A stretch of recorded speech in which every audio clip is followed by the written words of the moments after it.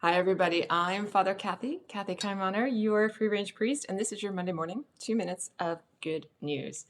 Now, yesterday in the Acts of the Apostles, we read the story of Peter having a vision in which he sees all sorts of food and he hears God's voice saying, Peter, get up, Peter, kill and eat.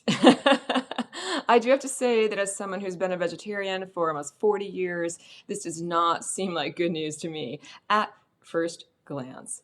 But then you need to think about it, and this wonderful story of what is happening in this Acts of the Apostles story is that Peter is involved in a conflict in the very early church. Incidentally, for those of us who don't know this, the church has been in conflict really pretty much since it began, but that's okay. We've been working things out.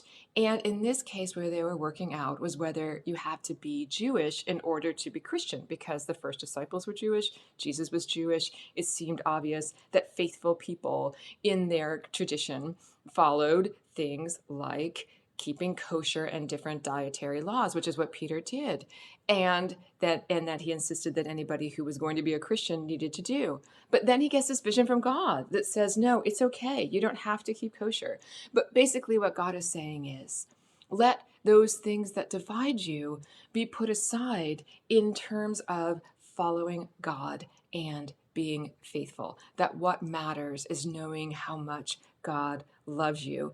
And if you are not somebody who is bound by dietary laws, then it is okay. It doesn't keep you from being Christian. And, I think that has lots of applications today in our world where there's so much that divides us.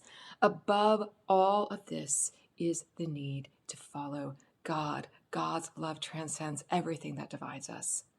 It's good news, my friends. Carry it with you, and blessings.